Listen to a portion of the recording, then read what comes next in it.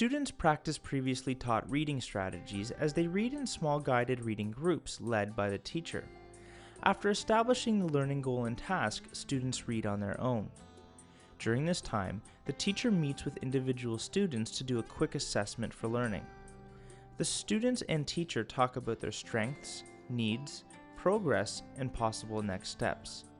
After students have had an opportunity to read the text on their own, the teacher draws the group together to debrief the strategies they used to make meaning and also to check for understanding. Students listen and learn from each other as they develop an understanding of unfamiliar vocabulary, use picture clues, and clarify their own thinking. So we're going to be working on with a fable. That's what we've been doing a lot of work with the last few days on fables. And let's just review for a minute. What are the characteristics of a fable? Back. I see some people looking at the chart. That's a really good strategy when you're stuck. Jason? The characteristics of a fable is like a person is like mean to someone, and then like in the end he learns a lesson. Thank you. So there's sometimes a lesson or a moral of the story at the end of a fable. Thank you. So how about the characters? What kind of characters can we expect?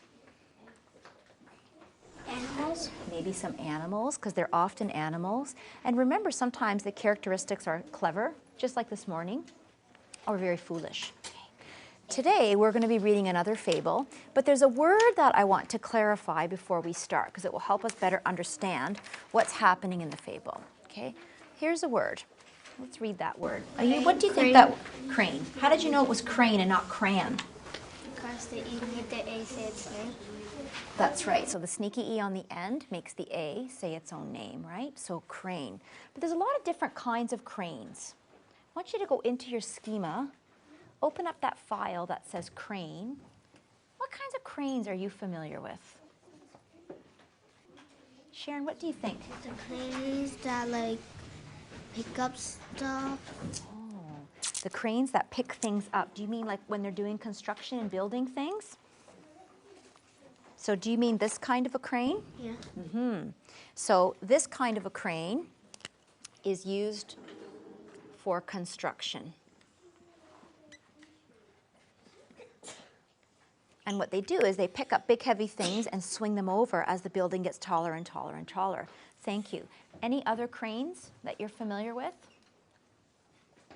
If I do this with my neck, if we're looking up, that's also called to crane your neck.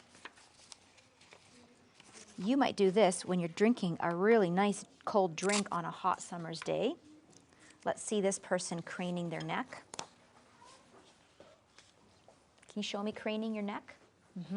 That's an action word, a verb, to crane. But there's another kind of crane as well. This is also a crane. What kind of animal do you think that might be? A kind of bird? Yeah, kind of bird. Good job. So we have a bird. Here we have is an action word, to crane your neck. So now here's a thinking question for you. If we're going to read a fable, I'm wondering which kind of crane you might expect to read about. A construction crane, someone craning their neck, or the bird named a crane. What do you think, Sharon? A bird. Why are you thinking a bird?